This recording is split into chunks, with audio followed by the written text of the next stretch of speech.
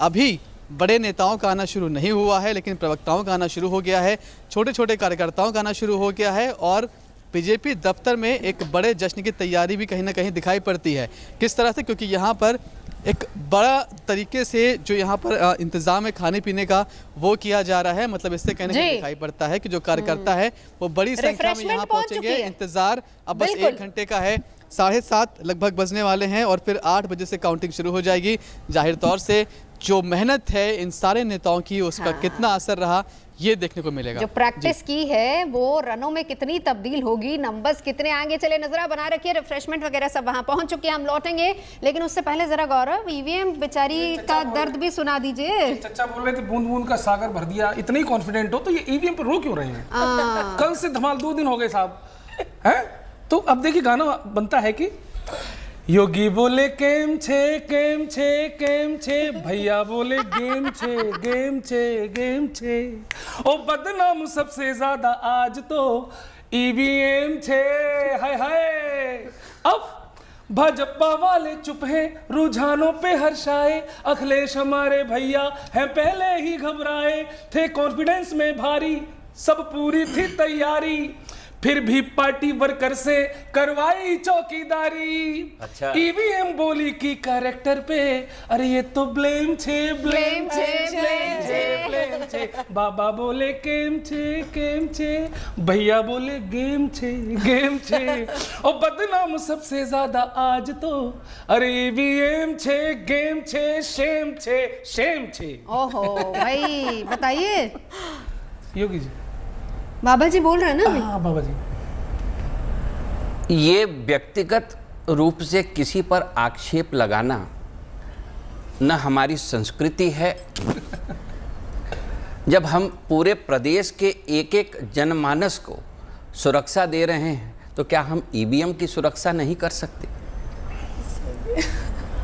EVM के लिए paramilitary forces का 3 लेयर सिक्योरिटी वहाँ पर उपस्थित है और अब पछताए होत का जब चिड़िया चुग गई खेत, तो ये पटाक्षेप इसका बहुत जल्दी होगा।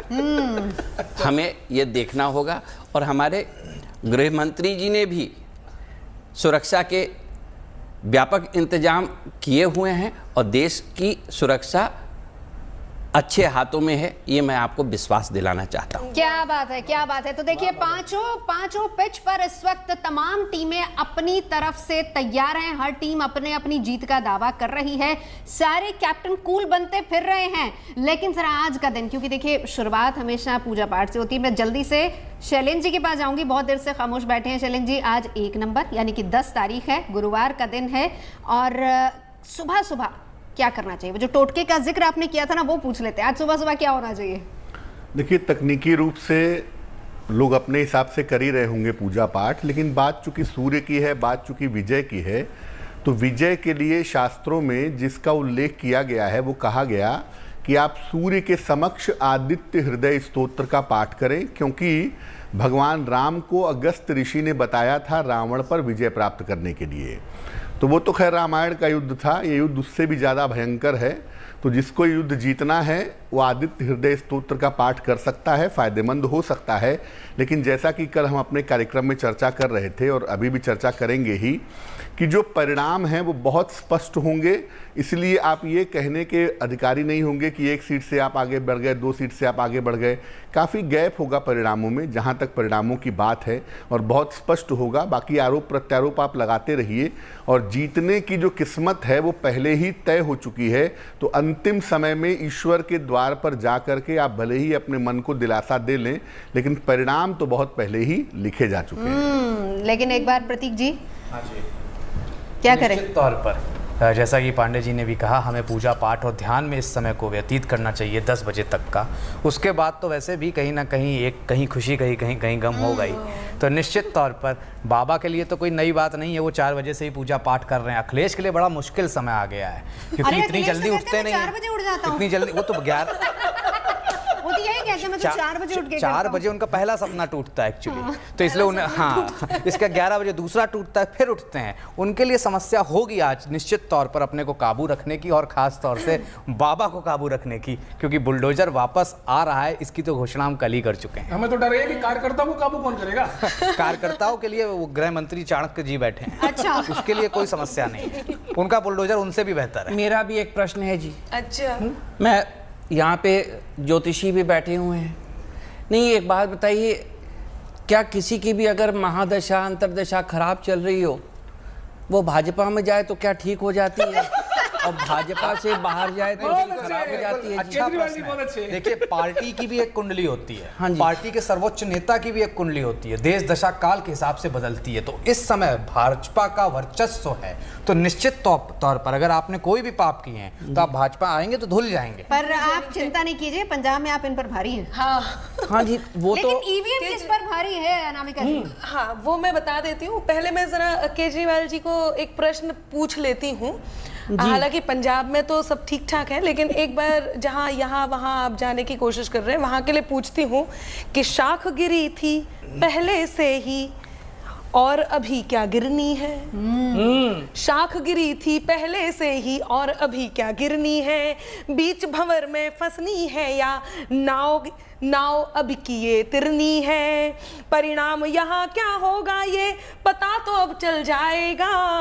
अब की झाड़ू चलनी है या अब की झाड़ू फिरनी है? चलनी है या।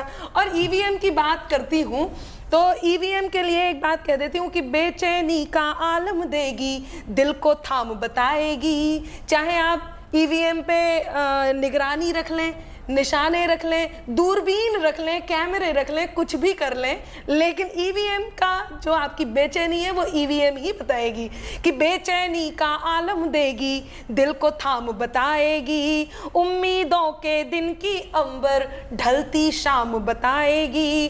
कौन 22 में बैठेगा अब लखनऊ के सिंहासन पर? आज शाम तक ईवीएम ही उसका नाम बताएगी। आज शाम तक ईवीएम ही उसका नाम बताएगी। तो सीधा लिए चलते हैं आपको पंजाब आम आदमी पार्टी ने कैप्टन बनाया है भगवंत मान को, और भगवंत मान साहब निकले हैं बाहर आज सुबह सुबह। क्या कह रहे पहले वो सुनाते, फिर गौरव आपकी भी सुन लेंगे। आने दो, सभी को ब्रीफ करेंगे, थोड़ा इंतजार करो। उम्मीद तो दुनिया कायम है। हाँ जी, सानू भी बहुत उम्मीद है कि पंजाब के लोगों ने बदलाव लिए वोटां पाईਆਂ। अच्छा, ये अनंत बदलाव शब्द ना मैं बार बार मैंने पूरे पंजाब चुनावों में ये कहा कि बदलाव शब्द को हर पार्टी अपने तरीके से ले रही थी। वी वांट चेंज वाला हो रहा था। हाँ, और दूसरी बात, अभी आप स्क्रीन पे जो देख रहे हैं स्कोर बोर्ड के बारे में हम बता दें कि स्कोर बोर्ड पर जो नंबर्स आने शुरू होंगे वो 8 बजे से आने शुरू हो जाएंगे। हाँ, पहला रन बॉल तो पड़ चुकी है। अब तो रन स्कोर करने वाली बात है, क्योंकि जनता तो बॉल डाल चुकी है। अब किसके लिए गुगली साबित होगी, किसके लिए दूसरा साबित होगी, किसके लिए तीसरा साबित होगी, किसके लिए बाउंसर साबित होगी, ये 8 बजे से पता चलना शुरू हो जाएगा। खैर, ललित शर्मा का हम रुख कर लेते हैं, मोहाली से इस समय हमारे साथ मौजूद है। ललित, आपकी पिच रिपोर्ट क्या कह रही है? देखिए, अगर मैं अमृतसर की बात करूं, खास तौर पर जो अमृतसर ईस्ट है वो पंजाब की तमाम सीटों में सबसे ज्यादा हॉट सीट है, और यहाँ पर जो सीधा मुकाबला है वो नवजोत सिंह सिद्धू बनाम बिक्रम सिंह मजीठिया के।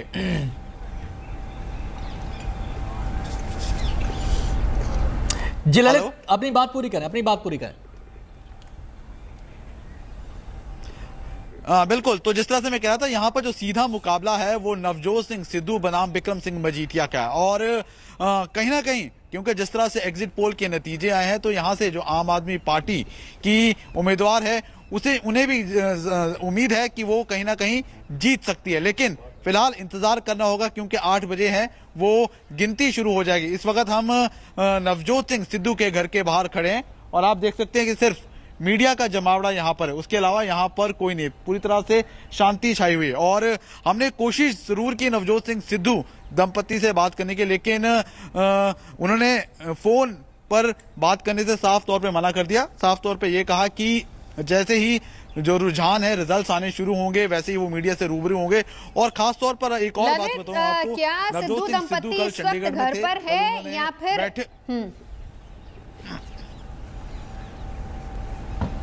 नवजोत, बिल्कुल इस वक्त जो सिद्धू दंपत्ति है वो घर पे है। मेरे पीछे आप देख सकते हैं कि ये उन्हीं का घर है और फिलहाल जिस तरह से हमारे जो सूत्र हैं वो बता रहे हैं कि अंदर अभी पूजा पाठ है वो चल रही है। और खास तौर पे अगर नवजोत सिंह सिद्धू की बात करें तो ज्यादातर जो कार्य वो अपना करते हैं वो पंडितों के कहने पे करते हैं, तो तमाम चीजों को वो देखकर ही वो घर से बाहर निकलते हैं। लेकिन निश्चित तौर से आप देख सकते हैं कि सिर्फ और सिर्फ मीडिया का जमावड़ा यहाँ पर, उसके अलावा यहाँ पर आपको कोई भी लोग नजर नहीं आएंगे। लेकिन जी, पंजाब की तमाम हॉट सीटों में से एक हॉट सीट ये है जिस पर सबकी नजरें टिकी हुई है। ललित आपके पास लौटेंगे। हाँ, सुपर हॉट। सुपर आपको हॉट याद सीट है है। हिंदुस्तान पाकिस्तान वाला मोहाली वाला मैच? मुझे एकदम से जब मैं अमृतसर पहुंची और अमृतसर ईस्ट में जब मैंने लैंड किया, एक तरफ विक्रम मजीठिया, मैंने उनकी रैली कवर की, फिर मैं सिद्धू साहब से मिलने के लिए गई, लेकिन मुझे बिल्कुल वैसा ही आभास हो रहा था कि as if I am sitting in Mohali और मैं वही इंडिया पाकिस्तान वाला मैच देख रही जी, हूँ। और आंकड़ा भी तो 36 का ही है ना। बिल्कुल।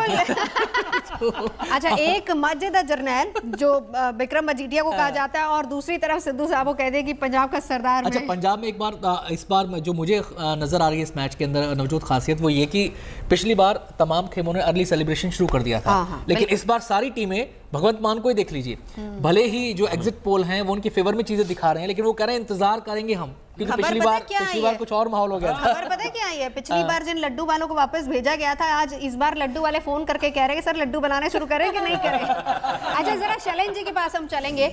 मैं खास तौर पर सिद्धू साहब की बात करना चाहूंगी क्योंकि वो तो बहुत इन चीजों को मानते हैं। जैसे चुनाव, इनफैक्ट जब नॉमिनेशन उनको फाइल करना था वो सबसे पहले गए थे वैष्णो दरबार और हर बार वो जाते रहते हैं। इस बार भी अंदर पूजा पाठ चल रहा है, तो सिद्धू साहब की किस्मत इस बार क्या कह रही है?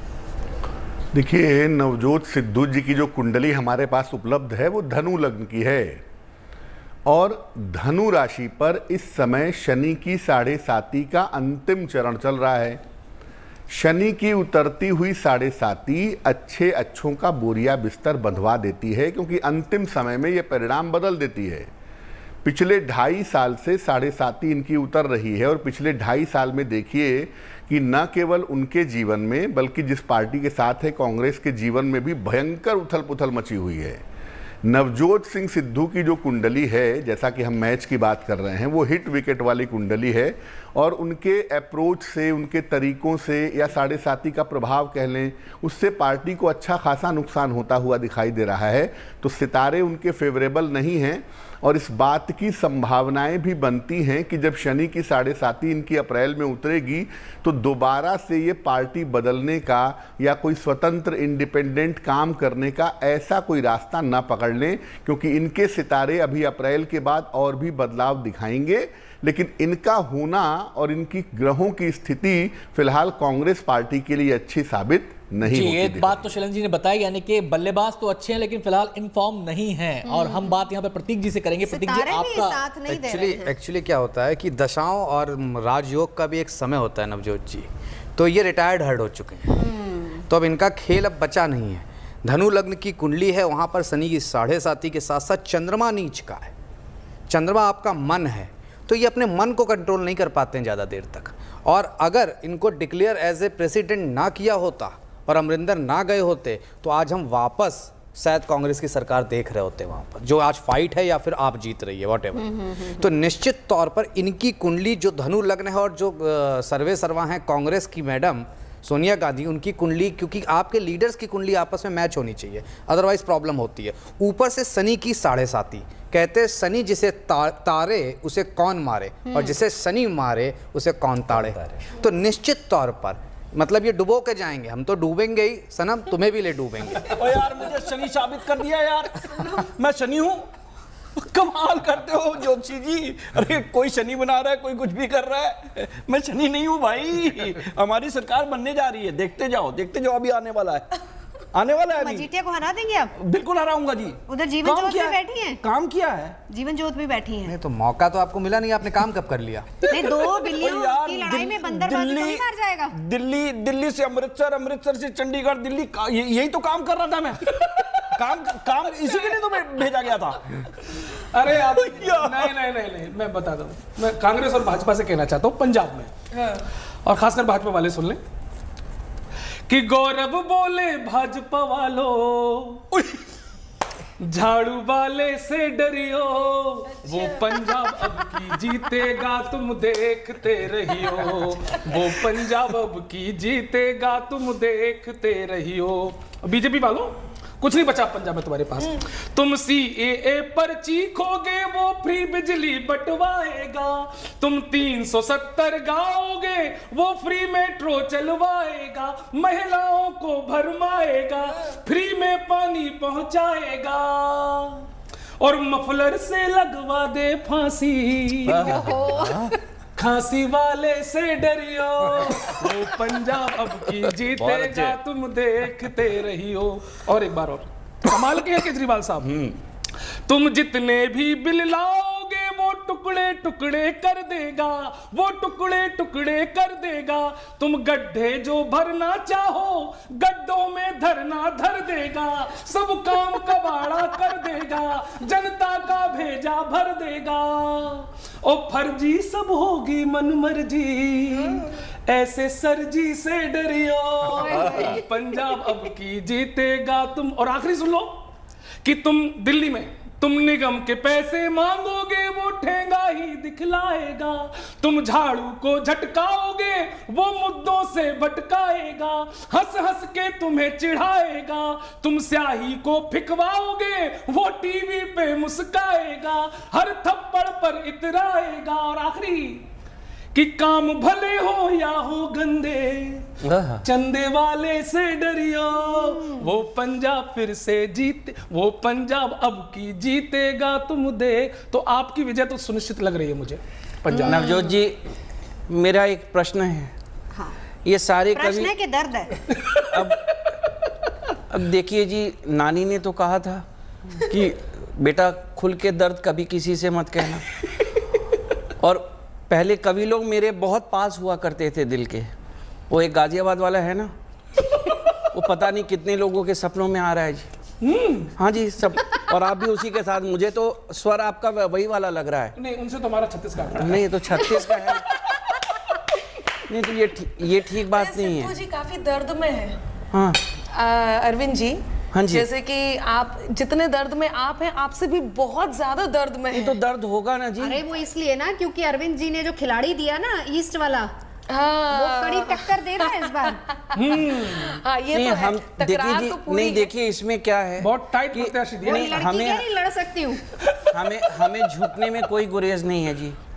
हम केंद्र सरकार के साथ जितनी भी चीजें, पैसा तो केंद्र से ही आता है, केंद्र से ही आता है ना पैसा, उड़ाते हैं हमें, आगे भी उड़ाएंगे, आगे भी उड़ाएंगे। बहुत बढ़िया। लेकिन यूपी से अभी यहाँ से बात आई थी कि भाजपा वालों को यहाँ से पंजाब से एक उत्तर गया है अरविंद केजरीवाल की तरफ से, पंजा से और झाड़ू से। तो अब मैं जरा वो उत्तर यूपी से भी पहुंचा देती हूँ, और उसी स्टाइल में पहुंचा देती हूँ। कहती हूँ कि साइकिल सजा के रखना, साइकिल सजा के रखना, हाथी बुला के रखना, साइकिल सजा के रखना, हाथी बुला के रखना, पंजा दिखा के रखना। जीएनटी में तो है भी बहुत सारे। कोई अभी बता रहे थे जी, आप बता रहे थे 7.5 लगी हुई है कि पंजा दिखा के रखना, झाड़ू लगा के रखना, फूलों के रथ पे चढ़ के आएगा फिर से भगवान, सजा के रखना। ये बहुत कॉन्फिडेंट है भगवे को लेके। नहीं, मैं पूरे यूपी कॉन्फिडेंट है भाई। बाबा 40 पढ़ के आए हैं। पहली सीट तो खुलने दो। और एग्जिट पोल ने भी बता दिया है।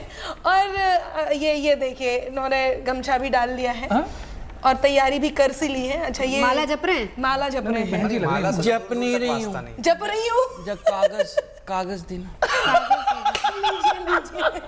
ये बहन जी, ये माया जी हैं बिल्कुल पक्का। कागज मांगा है तो मायावती जी।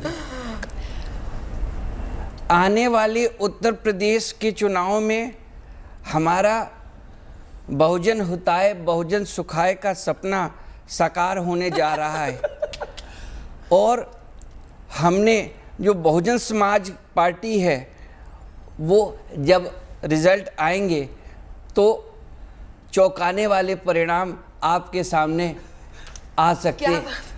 ये मेरा बाकी बाद में मेरा पेपर कहाँ गया? मैं हाथी जी, आप पे कलाई पर उठा लीजिए। एक बात कहती हूँ कि सपा तो जैसे तैसे, हाँ बीजेपी फिर से वैसे बढ़ जाएगी।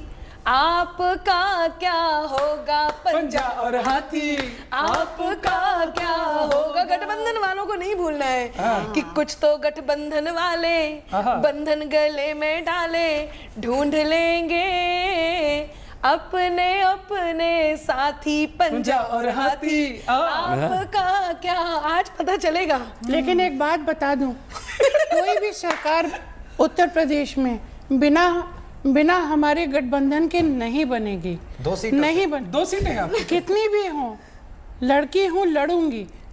और गोवा में भी हमारी सरकार आ रही है और मणिपुर में भी आ रही है, देख लीजिएगा आप। उत्तराखंड रह गया उत्तराखंड में 50-50 है, कोई दिक्कत की बात नहीं है। बाकी हमारे सीनियर लीडर्स हैं वहाँ पे, वो देख लिया जाएगा। तो यूपी का मैच, वैसे मैं नवजोत बताऊं कि यूपी का मैच काफी इंटरेस्टिंग होने वाला है, क्योंकि यूपी में 2 मेन प्लेयर्स हैं और बाकी कुछ डार्क फोर्सेस साबित हो सकते हैं, और उनमें से बीएसपी भी एक है, क्योंकि बीएसपी ने इस बार काफी साइलेंटली वहां पर प्ले किया है।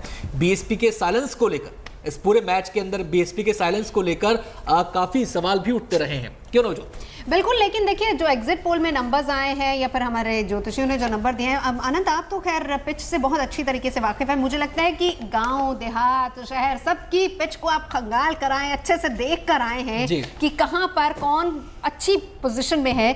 जरा बताइए सिचुएशन क्या लग रही है। और यहाँ पर तो कांग्रेस भी कह तो रही है प्रियंका जी की लड़की लड़ सकती हूँ। नहीं, भले ही जो कांग्रेस की टीम है वो ये दावा कर रही है कि लड़की हूँ, लड़ सकती हूँ, लेकिन जो मैंने जाके देखा है वहां पर, तो मुझे ये लगता है कि जो औरतें हैं, जो महिलाएं हैं, वो इस बार बीजेपी के लिए जमकर खेल रही हैं। महिला सुरक्षा को लेकर वो बहुत बड़ा मुद्दा उनके लिए है, और ये इस मुद्दे के आधार पर वहां पर मुझे लगता है कि ये एक्स फैक्टर ये साबित हो सकता है। एक तो ये एक्स फैक्टर साबित हो सकता है इस मैच का, और दूसरा जो वहां पर अन्न योजना, जो घर घर जाके फ्री में अन्न की जो योजना शुरू की गई थी, वो भी एक बड़ा वाला मामला है। नहीं, वहां पे तो जो कोरोना काल में शुरू हुआ था, अच्छा। वो जो जिस तरीके से पहुंचा है, तो ये भी एक बड़ा एक्स फैक्टर वहां पर साबित हो सकता है इस मैच के अंदर।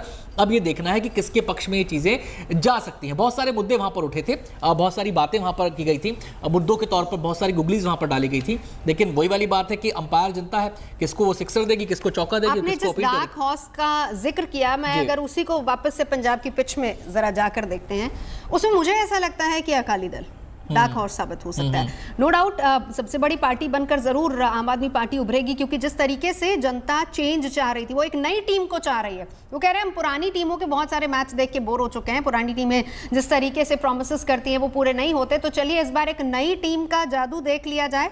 और कुछ वही जो तस्वीर है वो अरविंद केजरीवाल वहां लेकर भी गए थे।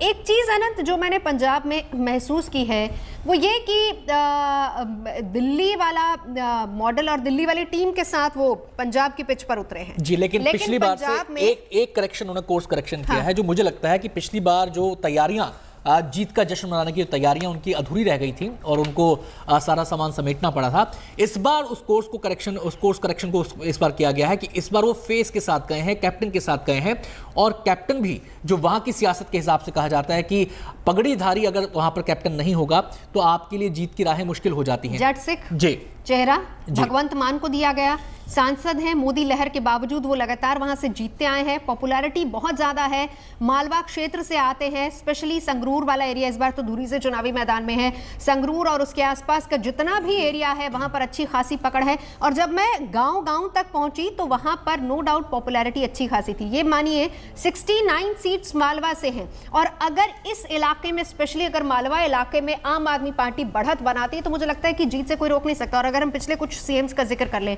प्रकाश सिंह बादल परिवार पूरा मालवा से आता है, कैप्टन अमरिंदर सिंह पटियाला यानी कि मालवा इलाके से आते हैं। बहुत समय पहले था जब माझा का डोमिनेंस बहुत ज्यादा हुआ करता था, खास तौर पर पंजाब की कैप्टेंसी पे, मतलब मैं मुख्यमंत्री की बात कर रही हूँ, लेकिन उसके बाद मालवा पूरी तरह से डोमिनेट करता हुआ वहां पर है जी। और इस बार जो पंजाब के अंदर पूरा सियासी समीकरण जो इस बार बैठा है उसमें नवजोत आप तो गई हैं, जैसे मैंने कहा कि कुछ एक्स फैक्टर्स हर मैच में होते हैं, तो किसान तो हम इसमें दिखाते हैं ये योगी आदित्यनाथ की तस्वीरें। हम बात पंजाब के मैच की करेंगे, लेकिन उससे पहले हम जरा यूपी के मैच की भी लगातार चर्चा कर लेते हैं, क्योंकि सबसे बड़ा मैच यूपी में ही खेला जा रहा है। कैप्टन साहब आज पहुंचे हैं। वो गोरखपुर तो उनका धाम है ही। खैर गोरखपुर, और मुझे लग रहा है कि यूपी में बीजेपी के कैप्टन तो वही है। यूपी में तो बीजेपी के कैप्टन वही हैं और ये उनके एक दिनचर्या का हिस्सा भी है। जब जब योगी जो है गोरखपुर में होते हैं, मैं आपको गोरखपुर के बारे में बता दूं जरा, गोरखपुर में कुल मिला के 8 विधानसभा सीटें आती हैं। केवल एक सीट ऐसी थी जो पिछली बार जो नहीं जीत पाई थी बीजेपी, वो चिल्लूपुरा की सीट थी और इस बार भी उसके बारे में दावा ये किया जा रहा है कि इस बार भी हम वो सीट निकालेंगे। चिल्लूपुरा की सीट हम बता दें आपको पिछली बार बीएसपी के खाते में गई थी। बाकी सारी सीटें गोरखपुर मंडल में जितनी आती हैं, गोरखपुर जिले में जितनी आती हैं, वो सारी सीटें बीजेपी के खाते में गई थी। लेकिन इस बार चिल्लूपुरा को लेकर भी बीजेपी दावा कर रही है। खैर, और ये पूजा पाठ का सिलसिला लगातार जारी है। भगवंत मान इस समय आपको टीवी स्क्रीन पर दिखाई दे रहा है। चलिए, जीएनटी का पूरा स्टेडियम तैयार है, कमेंटेटर्स पोजीशन ले चुके हैं, खिलाड़ी पोजीशन ले चुके हैं और ये जो पूरी स्क्रीन आप इस वक्त देख रहे हैं, मैं पंजाब से सबसे ऊपर उत्तर प्रदेश से शुरू करूंगी। 403 वाला नंबर बीजेपी, हालांकि अभी 0-0 है, लेकिन 8 बजे के बाद यहां पर स्कोरबोर्ड में आपको स्कोर्स दिखने शुरू हो जाएंगे। पंजाब 117 सीटें, कौन कितने नंबर यहां पर हासिल करता है। उत्तराखंड 70 सीटें, गोवा का जिक्र भी हम करेंगे, 40-20 का आंकड़ा है बहुमत का, लेकिन 20-21 का कौन लेकर जाता है। मणिपुर की तस्वीर, 60 सीटें हैं, वहां पर 0-0 है, लेकिन स्कोरबोर्ड बस अब से कुछ ही देर बाद भरना शुरू हो जाएगा। और ये लड्डू जलेबी किसके खाते में आज आएंगे, शैलेंद्र जी? देखिए, जैसा हमने पहले भी कहा है कि जो भी रिजल्ट आएंगे, जो भी मैंडेट आएंगे, वो बड़े स्पष्ट होंगे। उत्तर प्रदेश में भारतीय जनता पार्टी की स्वाभाविक बढ़त दिखाई दे रही है।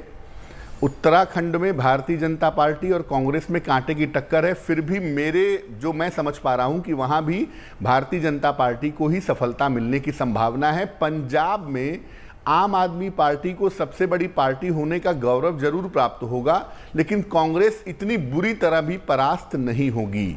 अमरिंदर सिंह जी के लिए या भारतीय जनता पार्टी के लिए स्थितियां अच्छी नहीं हैं और अमरिंदर जी की कुंडली तो वैसे भी कहती है कि अब आने वाला जो उनका समय है वो समाप्त हो चुका है। अभी पंजाब की राजनीति उनके लिए बहुत प्रासंगिक नहीं रह गई है।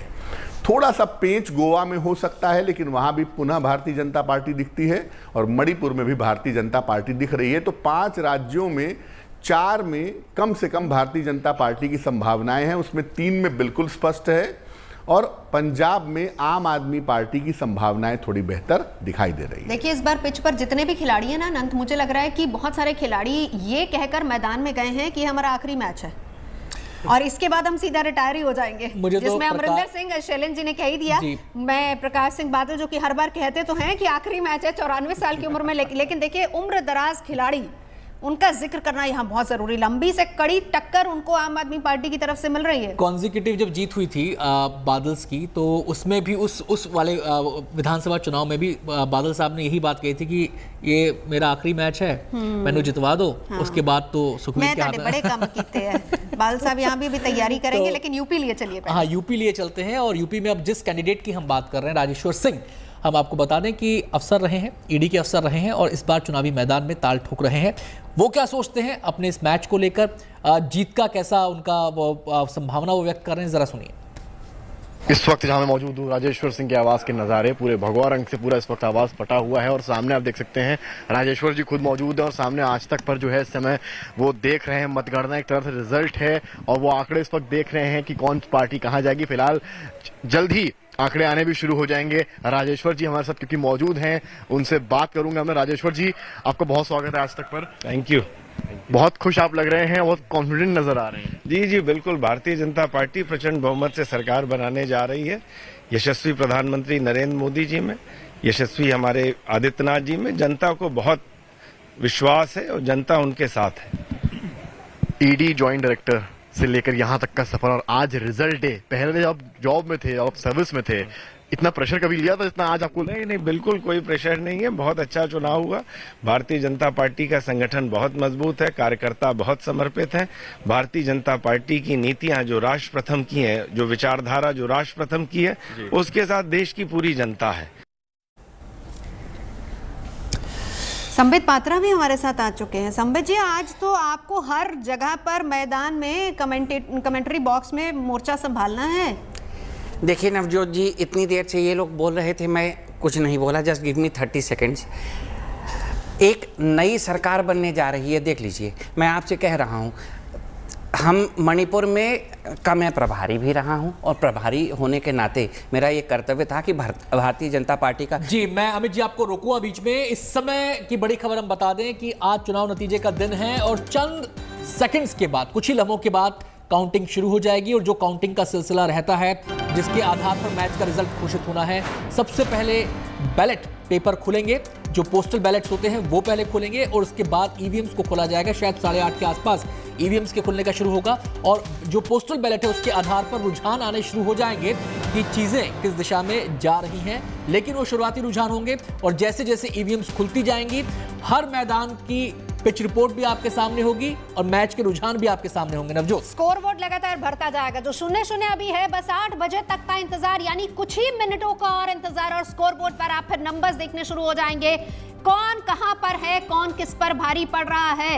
आज संबित पात्रा जी मोर्चा कहां संभाले हुए हैं? देखिए, आप बोल रहे थे, मैं बीच में नहीं बोला। जस्ट गिव मी 30 सेकंड में अपनी बात रख दूं। देखिए, हमारा पीसीआर कह रहा है फिर से होल्ड करवा दीजिए। अरे नवजोत जी, ये पात्रा जी फिर रुकिए ऐसे तो। नहीं, ऐसा अरे नहीं हो स्कोर सकता। बोर्ड 0-0 है अभी। ऐसा नहीं हो सकता, आप खेलने ही नहीं दे रहे। चलिए, मैं